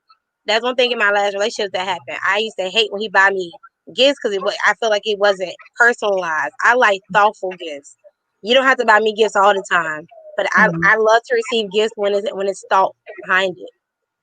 But So I love things, but I'm not materialistic though. I'm super frugal. I'm super cheap. okay. So why is it that it has to be a tangible item and not something where it's like, shouldn't sending you a text because I thought about you, or hey, I'm just calling because I wanted to hear your voice? Oh no, I love that too. I feel like that's more of words of affirmation. Mm-hmm. Remember that was the next thing. Yeah. That's words of affirmation. I'm really big on you communicating like there's good things and letting me know I'm doing good. Like I love that. But Right. I didn't even notice that the gift thing was big to me until I took that test. I took Okay. that test and I was like, wow. But Okay. I do love thoughtful gifts. Like Mhm. really thoughtful gifts. I love them. Like So let's say, for instance, you and your partner, like, let's say, for instance, you like Snickers bars, and you hadn't had a Snickers bar in a while, and your partner is at the store and he gets you a Snickers bar. Does that count as being thoughtful? because I actually do love Snicker bars. Okay. But the person I talk to, he loves Snicker bars too. So Good. I think See, it it'll be more works. for him buying for himself, not me. It Not me. works. It It won't be works. for me. He Right. loves Snicker bars as much as I do. So I love sneak. See, it's the little things I know, like that, like Yeah. that. That's cute. Like okay, I, she loves honey buns. Let me get her a honey bun. Mm-hmm. Like I'm frugal. I like Yeah. picnics. Like I'll be the cheapest girl you'll ever date if you know how to do it. See, and that's because you mentioned that you like going out on dates, and I was going to ask you, are you open to like let's go for a walk, and that be a part of our date, or going on a picnic, at the hell, That going to is play my night dream first in the date, front and yard. no dude has done that yet. My dream first date is me actually having a picnic. Like Mm-hmm. it's a picnic, and we're going out, whatever, and it's just a simple picnic. It's Right, thoughtful. It's very affordable, and it's more attentive. It's right. more attention to detail because Mm-hmm. you have to know what I eat to plan a picnic. You have to know what type of wine I drink to plan a picnic. So for me, it's cute, and then you have to come up with the activity. That means you have to know me. So I like that. I like taking walks. I'm very I'm very simple. I kid you Okay, not. I'm Jason simple. Lyric. I I'm see you, Jason Lyric. Please tell me you've seen that movie. Jason Have you? Lyric. It's with Jada Pinkett Smith. Oh my gosh, it's such a beautiful movie. You should definitely watch it. It's such a beautiful movie. I love it. I have to watch it. But Yeah, no, they have a but my picnic in a friend know that's my park. dream date. Well, it's not a park, it's like a field. They have a picnic, and of Mhm. course they have sex, because what movie is a movie without sex? But but I mean, it's a great movie. But yeah, like the whole, I think that my desire for a picnic date came from Jason Lyrics, honestly, because it I was like, never oh, seen that's that a movie. beautiful thing. Never It's good. seen it. It's a good movie. I read a lot of growing up. I used to read a lot of romance books. So it probably came Really? from romance books. I have a whole bunch in my living room. Like I love romance books. I mean novels. So it Right. probably came from that. But but the funny thing is I tell every dude I date that's my dream date. And not one guy have ever done it. Not one. I mean, not one. Not Why do one. you think that is? I don't know why that is. They take me to these expensive restaurants. I be looking at them like, thank you, but it's not really me. But I'm going to enjoy the steak. I'm going to enjoy this wine, this whatever. I'm going to enjoy this time. But you could just have me a picnic, and I would have been the happiest girl in the world. Like, yay, finally! But I haven't got there yet. And I think if me and my friend keep talking, I think he'll get it. Yeah. I think. I said think. No. Sometimes we think dudes know. They really don't. They don't. They don't. Just like there's this misconception that men feel like they have to always buy something for you, and a lot of times it's not about buying anything. I don't want you to buy anything. I just want, your companionship, for you to talk, for you to listen. Like that's really important, is listening. Listening and being able to engage in dialogue. Like that's really important. You know what's funny? It's funny you said that. Like, my friend be saying I have call center etiquette. And I'd be like, no, I'm actually listening. And I end up repeating everything that he said. I'm like, okay, I don't have call center etiquette, but I'm just listening. It's Right. funny. I do like a dialogue. Like that's the thing we're talking on the phone. Like I like talking about politics. I like talking about a lot of things. Like I think it's very important in a relationship to have a dialogue and have communication. Right. I think this time I'm good. I think I've learned so much from all my past relationships this time, and even with me cheating, I think I learned so much to the point where I know that I'm ready for a real man in a real relationship, for somebody who actually deserves me as a person, and that's why I'm open to dating my friend. Right. Well, not even just that part, but there's also the piece of you being able to engage in dialogue and be able to grow or grow with that person as they, or learn. What am I trying to say? Like grow and learn with that person as you learn, as you grow as an individual, if that makes any sense. So basically, in essence, what I'm trying to say is that, you're growing, you're going to continue to grow. But as you maintain this relationship with your friend, and hopefully a relationship, or intimate relationship, you are whole within yourself, and you're able to learn about him being in a relationship, because it's different when you're you by yourself, and then it's different when he's by himself, but y'all being together is different. So you have to learn how to communicate through that process, grow through that process as individuals, and see how both of you adjust and learn from each other. Like that's important too. Like I think that a lot of times people say, "Oh, I'm trying to prepare myself for a relationship," or but in preparing for that relationship, that really just should just look like when you focus on yourself and dealing with your inner self, so that way when you get with your And your partner, inner issues, your inner trauma, absolutely, like that's really important, and you're not going to figure it all out all at once. No, either, I've been single for 2 years, a little bit over 2 years, and it has taken me a long road to get to where I am here today. To want to like talk to somebody and potentially want to be with somebody. Woo, child. I didn't never see that coming, because I was so hurt from the last situation, and I was so emotionally attached to that situation. I couldn't let go. And stop, baby. Y'all see him in the, over here? No, you got the brick wall, so we can't see him. He's coming. But I forget my train of thought. You were saying that you were hurt from the past relationship, right? And it took a long time for me to get to me wanting to talk to somebody, like a long time. And even with this particular person, I was always okay talking to this particular person because I know this person, and I'm more comfortable with this person.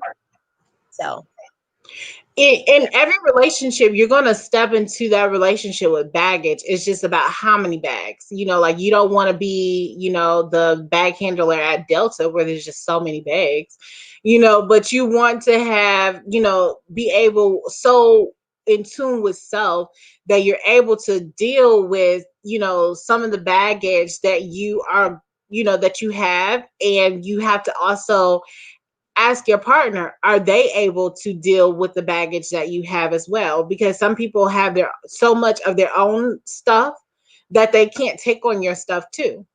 So, I feel like I need to be taking notes. Like I'm gonna watch. I'm gonna hit a replay on this, and I'm gonna go take notes. yeah. You have to ask people, and also set them, like, let them know, like, I'm a part of this Facebook group, and there's so many women that are in that group where they're just like, oh, I'm dating this guy, and like one lady, she was saying that she was dating this guy and it was just supposed to be a sexual thing at first, then it became, a little bit more. And in that process, she found out that he had 5 kids with 4 baby mamas, and a lot of them, don't really get along with each other. And it's just like, that's too much, and even though for some people, they're able to deal with that, like, oh, 5 kids, 4 baby mamas, that's no biggie, versus some people, they're like, no, I can't deal with that. That's too much, so you have to ask your partner or a potential partner, what things do you have going on in your life, and you be able to determine if that's something that you'll be able to, handle and deal with. Are you able to accept that person's stuff? And that goes back to the whole boundary piece. If you're not, like, nah, you got too many kids, sorry, sir. So you just have to ask those questions, like, what's going on as you learn your partner.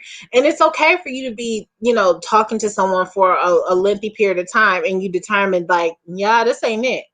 This is, I don't like it. It's too much. It's too much baggage, but some people, they feel like because they've been in that relationship for so long, and they just, ran with the flow, or went with the flow of things, and it's just kind of like, well, I'm kind of stuck now. No, you always have choices, and it's better for you to get out than, within that year or two of dating that person, for you to be like, oh, we 10 years in, I never liked when you, pissed on the toilet seat, you never cleaned up after yourself. Like, you have to have those conversations. It's really, really important. But a lot of people go to settling. And then when you settle, then, and it gets to the whole marriage piece, and you're married, and there's so many things that you don't like about that person, but yet, you settle that whole time, and then you come to me for therapy, and then it's just like, I always hated it when you did this, and this, and this. So did you ever tell him that you didn't like when he did that? No. Why? Well, because we were so together for so long that I just felt like he was going to change. Well, how can he change anything if you didn't even let You him know can't that change it if was you you? don't tell me. And it's funny you Right. said that because he want to be a marriage counselor, and Mhm. he tells me things that he doesn't like about me. He would tell me in a minute, like, I don't like Right. this, and I don't expect you to change like that, but I expect you to work on the thing that I told you I don't care about. And I be looking at him like, are you counseling me, sir? Well, that's not his place. And the reason why I'm going to say that that's not his place is because y'all are not in a relationship right now. So you can't tell you, it's okay for you to tell me what you do and what you don't like about me, but you can't ask me to change those things just to accommodate you when we're not in a relationship. So I go through this process of, changing who I am for you, and we don't even work out, or we don't even go together. It's all about, adapting and accepting that this is who I am, and as we grow as individuals, I'm willing to compromise certain things about myself. Like, my thing is, like, one thing, and I know this may be TMI, but this is just the type of therapist that I am, and this is just how I operate. One thing that I do is I poop with the bathroom door open, and my husband hates it.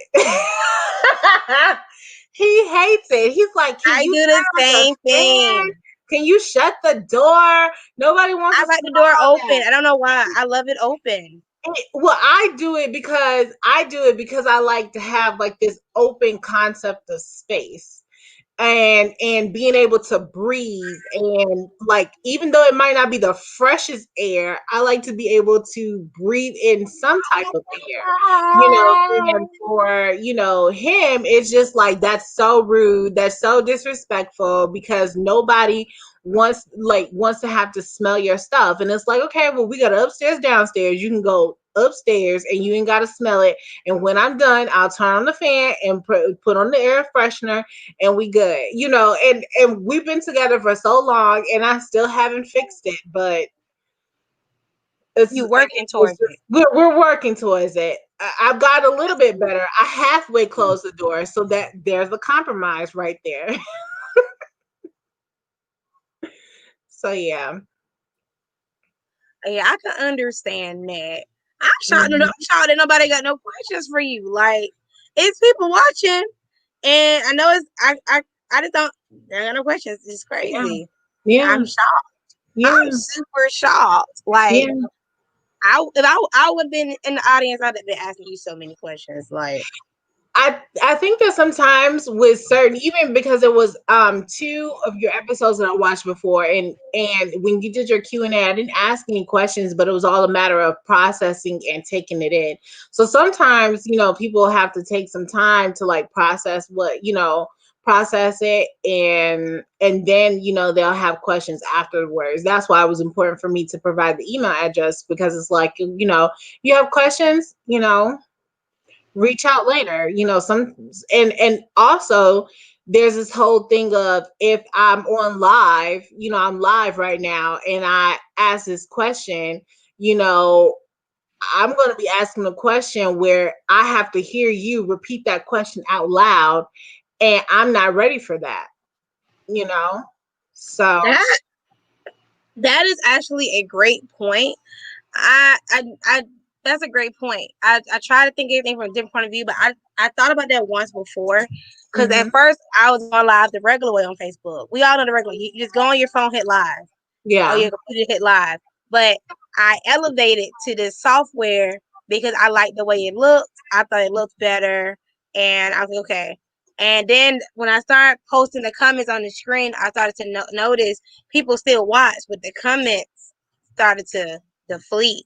Not deflate. I can't think of the word. And I noticed the comments started to go down. So that is something I did notice once I started using this platform. And I do think it's because people don't want their question on screen. Because it may be a question like, I cheated on my husband, we want therapy. Yeah. And I understand you don't want Facebook to know about that, because like I said, it's not everybody's business to know your business. Like, I said this on my Facebook the other day, my Instagram. I mean, I post what I want to post. You would never know when I'm hurting unless I post it. You would never know when I'm sad unless I post it. You would never know. Like, if you watch this episode now, everybody knows how to talk to somebody. But if I don't talk about it or post about it, you will never know. Like, I'm a closed book, honestly. I'm only open to people who know me. Wow. I'm an open book here. But if you know me, I'm open. But if you don't know me, you don't know me on social media, you're gonna think, oh, she just have a business and a kid with autism. Because that's what I put out there. So I agree. Yeah. And you know what's so funny is that I am the complete opposite, because I've come from a background where, I come from a household where what happens in this house stays in this house. And so I come from the same household. And so I had learned for so long to shut it down. So I was suffering in silence. And so, I say, and so do so many articles say, that therapists are wounded healers. And so as I went through the process of healing myself, it was easier for me to articulate the things that I have been through. Now, does it make people in my family feel uncomfortable, to pinpoint, certain things that have transpired? Absolutely. Like, I'll tell anyone, yes, my mom passed away from breast cancer, and she was the best mom that she could be under what under the circumstances of what she felt mothering and parenting should look like. But on the outside looking in, that was abuse. The way that she treated me was extremely abusive. She said some very hurtful things to me that I had to deal with all the way up until adulthood, up until I had my second child, And so, so you go through these things. I went through a very traumatic childhood, things, I experienced things. That's one of the reasons why I work so much with kids as well, is, because when we have children, we're supposed to give our best to them. And, best is such a subjective, a subjective term, but we're supposed to give the best that we can to our kids and want more, as much for our kids as we could possibly give to them, because I never even asked to be here, And so anyways, as I went through this whole process of healing, I learned to be more vocal. And yes, your truth is going to piss some people off. It's going to make some people feel uncomfortable. It's going to make, you probably even second guess yourself. Like, should I be sharing this? Abso-freaking-lutely. And the reason why you should be sharing that is because what you might say might help someone else. And if I'm going to be a helping professional, that means that I have to practice self of the therapist. And that means be conscious of my own thoughts, feelings, biases, et cetera, and how that impacts a therapeutic relationship. So, there's that. True. Did we have a question? That's me. That's me. Okay. Ooh, I can comment from all my platforms. So I see. I want to see what the question thing working, because I be trying to test the software while I'm live, because sometimes it has glitches in it. Yeah. So I said maybe today got a glitch, because everybody was really excited for this episode. But okay. Mm-hmm. So I was like, let me see, is it working? But it's nothing but me. It's just me playing on. I also think that, I think that it was also important for us to discuss not even just the marriage piece, but relationships, because, like you mentioned, some of our, roommates aren't married, but they are in relationships, or they're considering relationships. So I think that this information that we're discussing is just as relevant to, committed relationships, or maybe situationships-ish, gonna be healthy-ish relationships. Entanglements. Right, entanglements, right. So that's a new word of 2020. Right. I don't want to be in no entanglement. Right. I think it's important when you go into a relationship, you just know what you want and you communicate it. That's what I've been doing. I've been communicating. I don't know if I'm doing a good job communicating, because I'm not used to communicating. I'm used to expecting this to be full and getting it empty like this. I just thought about that off the top of my head. So I think it was important that we did talk about expectations and communication and what we want in our partners. So I really enjoyed this episode. I don't know about everybody else who's watching. You have to also keep in mind that some people don't know what they want in a relationship, because they're fantasizing about other people's relationships and the hopes that their relationship will look like that. And the question is, how do I make this fantasy a reality? Or is that even something that is achievable? Or is it something I want? Right. That part. Is that even something that I want? But of course, like you mentioned before, what people might post on in your face, you don't really know what's going on behind closed doors. I think that out of maybe, I guess where I'm going with it is, no one ever really knew that my husband cheated until now. Of course there's some people who knew, or if I mentioned therapy session because it was infidelity, of course, I would bring it up and you process that with them. But the cheating piece, nobody knows that, and it's not because it was a secret or anything. It's just, some people, they just see, us taking well, we don't take pictures together, but they see us posting pictures, or, for my birthday last year, we went on a cruise, and like he posted pictures and stuff. So when you're on the outside looking in, you're like, oh, they're so happy. Yeah, but you don't know what we went through to get to this space of where we are now, you know. So Ooh, you really preaching. I just had a friend get engaged, and I said, "Oh my God, you're so happy, girl! Congratulations!"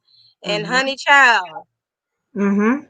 that's all I Yeah. gotta say. And I was so shocked to learn what was going on. I'm not judging her or her situation, Yeah. but she ended up calling it off because she realized that's not what she wanted, and I Mhm. commended her so well because to get engaged and get that ring and then Yeah. give it back and say, I don't want that. Yeah. Yeah. And like, And you even have to ask yourself, if you're wanting to get married, that's one of the things that I, encourage my folks to think about. If you're wanting to get married, you have to ask yourself why. You know, are you wanting to get married because it's the norm and that's what we're, traditionally taught to do, is to be in this relationship with someone, and then, you get in it to marry? Or are you getting married because, pressure of, family? Or are you doing it because you genuinely want this and this is what you're expecting? Like, you have to ask yourself that, because you don't want to go through the whole motions and then you not be happy, because it's like, this is not what I wanted for myself. There was right. a period where it was just like, damn, I wish I didn't have my 2-year old, because well, I mean, she wasn't 2 at the time, but it's like, damn, I wish I wasn't a mom, because I would be able to just hop in the car and be like, oh, I'm going to, I don't know, hell, even the store by myself. Now it's like a whole process. We got to put the car seat in the car. We got to, It's a whole process. it's a whole process, and Even for a looking for a while, job is a process when you have kids. That's a whole nother absolutely. episode. Like, Absolutely, absolutely, absolutely. I remember when, I had Harmony, and I want to say maybe like a month after having her, I went right back to work. So I didn't even really have that real time to I bonded with her, but Harmony has Down syndrome. And it was kind of like, what more can I do for her? So let me just, other than provide, so let me go to work. And I went to work, and then I started having like withdrawals from her, and I was like, oh my God, I need my child. I miss her, so see, I it did the opposite of you. really. I don't work like that. I'm Mhm. at home, you could say 7 days a week, and I'm Yeah. home with my child all the time because he has so much therapy. I don't see how Mhm. I can work full time. Oh I yeah. don't under I have literally sacrificed me having a fat ass check to be a mom and to give Right. him the services that he needs to be better in life. So I understand that conversation that you was We'll about to have. see. Well, see, even now it's a lot different, because so we have this contract with the state of Georgia. So like, I'm out in the field. Harmony comes with me. Like, it's a collaborative effort. It's me, my husband, and Harmony, and we go out here and we do, these drug screens for these families, and we go out here and work. On the days that, she's at home, she like today she has therapy. She has her physical occupational therapy. So you're absolutely right that it gets to a point where you can't work full time, because you have to sacrifice to be the best mom that you Parent. can provide for your child. And I But ain't gonna lie, it it's wasn't always like overwhelming. that. I'm not gonna lie, it's overwhelming too. It is. Oh, absolutely. It is. But it's all about making sure that you genuinely practice self-care. And that goes to not even like buying stuff. Like, people, there's this misconception that self-care means like, oh, I have to buy these Spiritual body butters baths and candles and and spiritual baths. It's deeper right, than that right. because like It I understand. is. Like, do you not? I get it. Like Mhm. the therapy thing, girl. That's a whole other Mhm. episode because I understand. Like that's Yeah. why I tell you I can't work full time. I can't. It's Yeah. it's absolutely no fucking way. I had a job call me months ago. I said I'm gonna be honest. I can't work. If you Mhm. can let me work weekends and pay me the same pay you talking about, I can do it. Right. And there Right. was like that was honest. I said, yeah, that's honest. You only open Monday through Friday, so have a great day. Mm-hmm. It's hard to work when you have a special need kid. I It is. can't. It is. It's It is. it's overwhelming. It And is, but there's also joy in it too. it's my joy comes from me seeing that his therapist and him are doing a good job. Like Mm-hmm. I love to see that he's starting to open up and communicate with his therapist. I love it. I sit there and I watch it. I absolutely love it. But Mm-hmm. I'm Mm-hmm. telling you, Yeah. that, that I had that's a never. whole nother topic. Right? Because I can go Yes. on and talk about that being a special needs parent. Because Yeah. the reason I talk about it so much on my platform because I want Black people to understand that it's okay to talk about it. And Absolutely. that's yep. I'm gonna end it right here. Absolutely. I'll I get never forget. I'll never forget when I brought Harmony home, and and I had already had Shayology, and so I'll call all of my kids Shay babies. And so I was like, your Shay, my Shay baby is home. I treat my Shayology family like my Shayology community like we're family. And so I called my Shay fam. And as Harmony was growing up, she ended up having to get the NG tube in. And one of my customers said, what's wrong with her? And and I said, well, there's nothing wrong with her, but she does have an NG tube. And so it was like this whole big conversation of why. And what I learned from that is, my experience with that customer was that she is not accustomed to seeing Black children on a platform who have a disability, because Black people try to hide their child.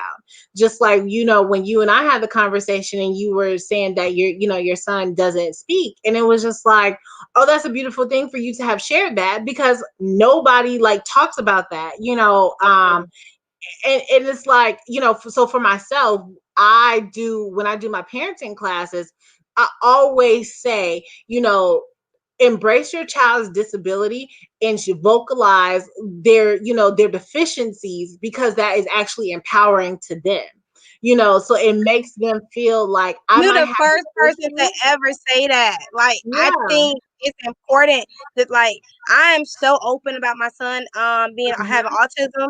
At Hmm. this point, you can call me an advocate because I can tell you so much. I can tell you about grants that I'm learning about, and it's important. And I like to talk about it on my platform as much as I can because I want Black people to see me, a Black Hmm. mom, talk about Hmm. my child who have autism, talk about my child who's nonverbal. He It's okay. I'm gonna talk about it, Hmm. and I feel like if people are tired of me talking about it, it's because you don't understand how in the Black community we have been brainwashed to not Absolutely. talk about our problems. I like to talk about mental health, girl. Hmm. I have to Hmm. throw my hand at you because have to, but I'm Yeah. serious. I'm Yeah. you just said what I was thinking. And I had an incident yesterday. I had a friend, close girlfriend of mine. Her son was being mean to my son, and I was telling her about it. And I wasn't um offensive Yeah. because I understand in our community we don't talk about it, and kids Hmm. don't know about it. So it's my job as a parent and as an advocate of autism to educate you on what it is, to educate you that to tell you you need to research it, and you need to Hmm. talk to your child about what autism is, because it can come off offensive. Just because my son don't talk doesn't mean he don't understand what you're saying. And doesn't mean that it doesn't hurt his feelings either. Right. His feelings can Hmm. be hurt. He just can't talk like how I'm talking right now. So I'm going to Right. talk for him, and I'm Yeah. going to vocalize for him and say what I think he's feeling. I just had a problem with APS, and I just chumped APS off, and I said I'm the voice, and I'm gonna tell you what I want from you. AP, like you have to be the voice for your child when they have a Absolutely. disability. And like Absolutely. my auntie say all the time, you have to be the advocate for your kid when they have special needs. And when Hmm. my auntie said that, at that point my son was 1. I didn't accept it at this point. And then she said it again. I didn't accept the advocate thing. I told my auntie I thought she was crazy. So then Hmm. once I kept hearing it in my head, I said I am the advocate for my son. If I don't speak for him, nothing will get done. He won't get no services if Yeah, it's not for me. So that's so yeah, true. That's so true. it's crazy, ain't it? You have to be the advocate. I would definitely say that, people get tired of hearing you talk about autism and speak about your son and things like that. There's always an unfollow button, but you speak and you speak and you speak and you speak. And I don't give a damn if you get tired of it. This is my life. This is my world. And so I am sharing my world with you. And if you choose not to listen to it or be a Right. part of it, your choice, but I'm still going to use my platform to speak about it. Yes, and I feel like I have to talk about it on my platform You as have much as I can. Is Yeah. because I didn't notice how strong autism was in the Black community until I started talking about it. Because people Yeah. inbox me about their kids having it, but they don't post about it. Absolutely. At work, this happened. It was a event, and it wasn't kids. It wasn't autism friendly. I went up to the director of HR. I said to my HR manager, the director, I said, I want to let you know this is a nice event, but you did not include one thing for kids with autism. And she said, your son has autism? I said, that's correct. And he's not going to do any of this because it's too much. And she said, on this event, we're going to think about that. I said, you shouldn't think about it. You should. And because I had that conversation with my HR team and my job, now they think about autism. And then I had some people at my job talking about their kids having autism. But the crazy thing about autism, they're not handicapped. They're beautiful people. They're so smart. And I love talking about it. And the reason I talk about it, because I like to educate people and I want Black people to talk about it. There's so many grants out there for autism. You got free cruises out there for autism. People just don't know. No, they don't. They don't. They don't. You know why They they don't talk about it? Right. That's so true.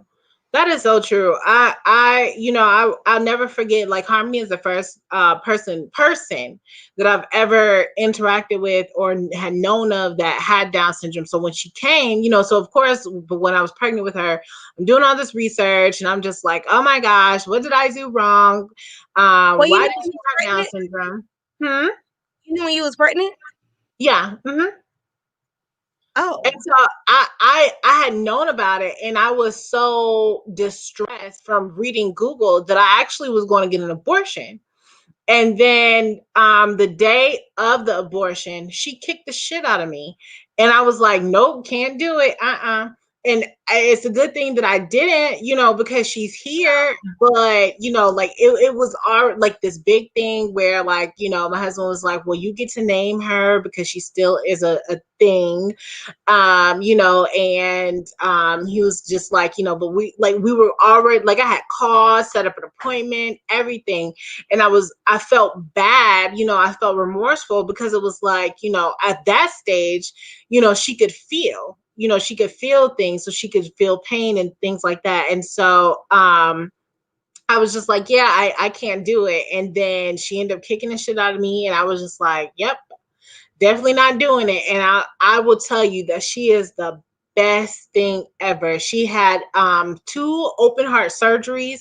She had the NG tube about a little bit over a week now. She just got the NG tube out because we chose to take it out because she likes for us to enable her.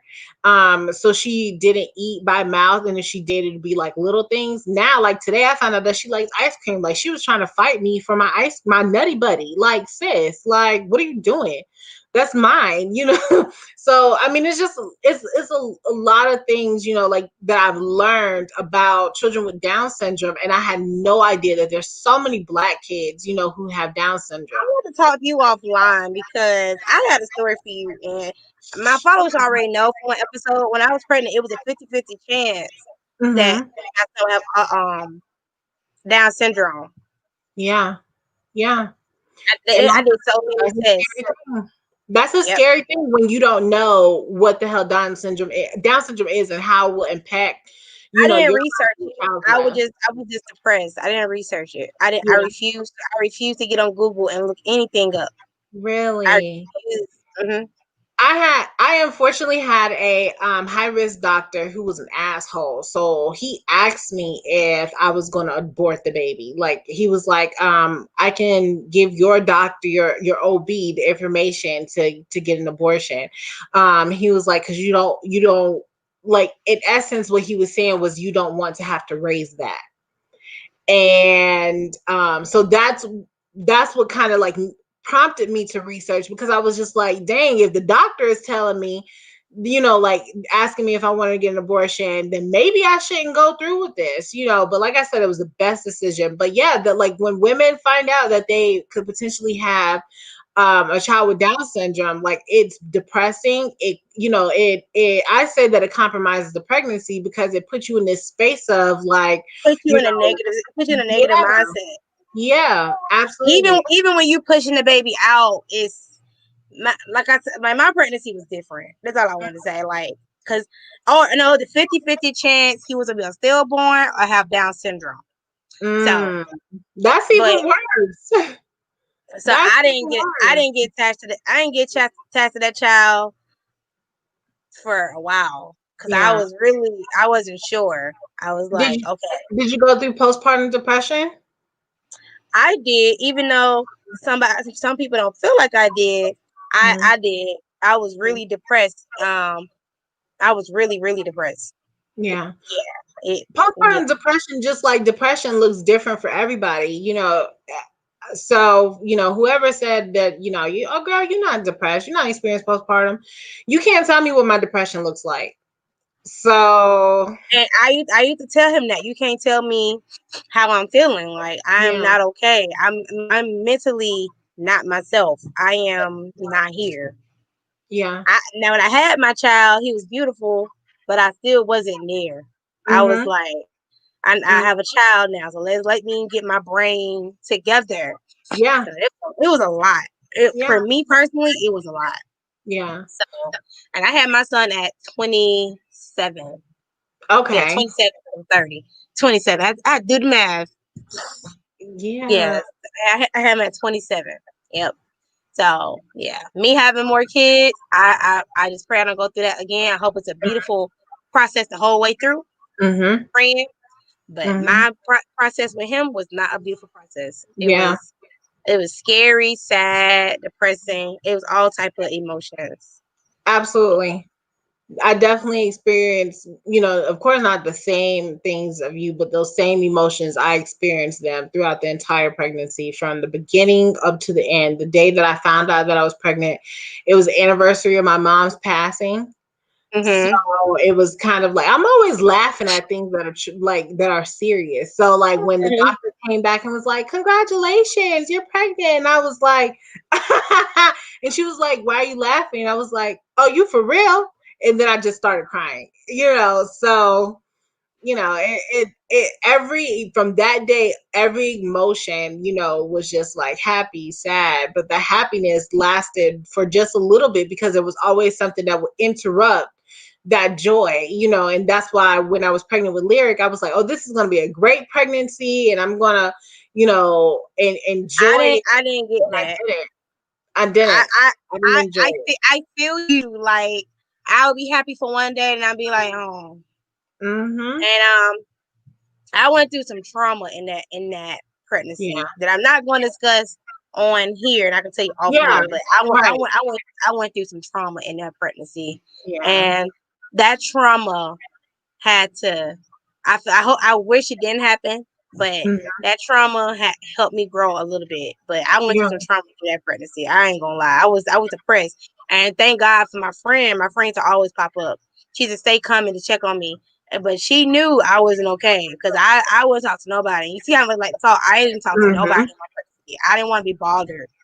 I was rude to my mom. I didn't feel like being bothered with nobody.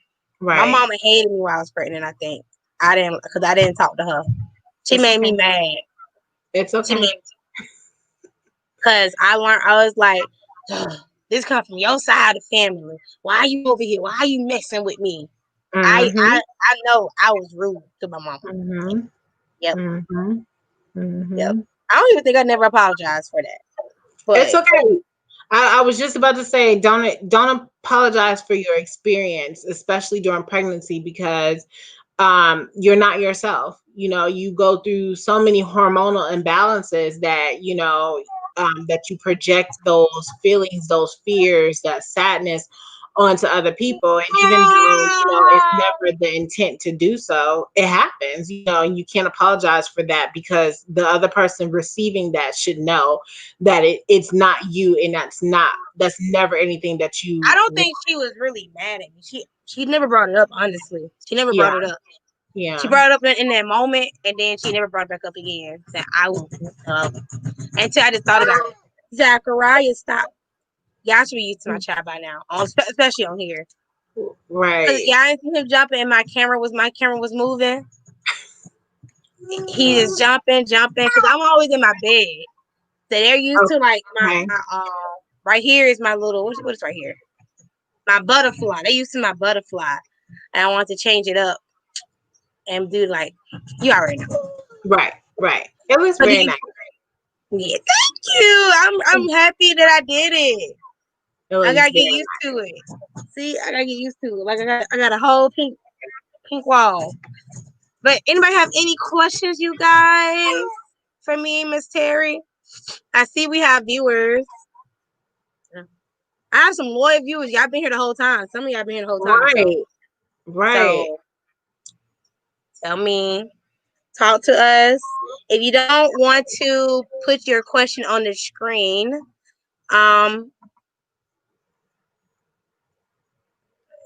you can email her, or you can DM me. I saw somebody DM me. I don't sure what you said. Okay. It was absolutely nobody. It was somebody sliding in my DM, and I don't want to talk to him. So I be trying to be rude, but I already told him I didn't want to talk to him the first time. So and now I'm just gonna block you. So because I made it clear I didn't want to talk to you. I really don't like talking to nobody, honestly. But anyway, anybody have any questions? You guys can email her. Here go her contact information. If you want to, you can take a screenshot of it. If you take a screenshot, make sure to tag us. This is her tag. Mine is the Bedroom Talk Show, which y'all should know by now. But anybody have any questions? Probably not. Yeah, probably Well, not. Miss Terry, I'm thinking they don't. Miss Terry, how did you want to end the episode? You have anything else you wanted to add, or I just want to suggest a few things. The first one is for my married folks, for you to continue to date your partner, even if you have been married for X amount of years. Definitely continue to date your partner, communicate. For those who are not married but are interested in being in relationships, the number one thing that I suggest that you do is for you to know thyself. And what I mean by that is for you to know what it is that you want in a relationship, but also what are your triggers? What are your insecurities? What are the things that, make you you? And definitely go through the motions and go through those feelings, those thoughts, and process your stuff. Like like I mentioned earlier, there's nothing worse than jumping into a relationship and you have more baggage than Delta. So deal with that. And the last thing is, I help break generational curses. Hi. I help break generational curses. So if you have questions, comments, concerns, anything like that, definitely do not hesitate to reach out to me. You can book a consult if you would like to. I have empowerment sessions. What those empowerment sessions look like, it's you going through whatever challenges it is. So it's not therapy. What it is for you to identify what are some of the things that are keeping you stuck, and then we'll process that. We'll work through it. I'll give you exercises. I will be, in essence, your accountability partner and help you power through those issues, especially when it comes to interpersonal relationships. So it doesn't even mean relationships with a partner. You might have issues with your mama, and you haven't dealt with it. I am here to assist with that. That is what marriage and family therapy is all about, is working through those systems. So that is my last thing that I want to share. Thank you for taking the time, the 2 hours to listen to me. And I am so honored and thankful to have been on this platform and for me to have talked to you guys. That's it. I want to say thank you as well for coming on my platform. I love this dialect that we had. I love when I'm able to get another Black strong queen and have a great conversation or open dialogue about something that can help other people, because I feel like we did talk about things today that can help other people. And I'm just, this episode, I told you it was gonna go 2 hours. I just knew it. You did. I knew it. You did. I once I saw the chemistry between us and we did our little test run. I said, this is gonna be a 2-hour episode. I already know. And I know everybody used to me doing an hour and 15 minutes, but I knew with you it was gonna be longer. But give me 1 second, you.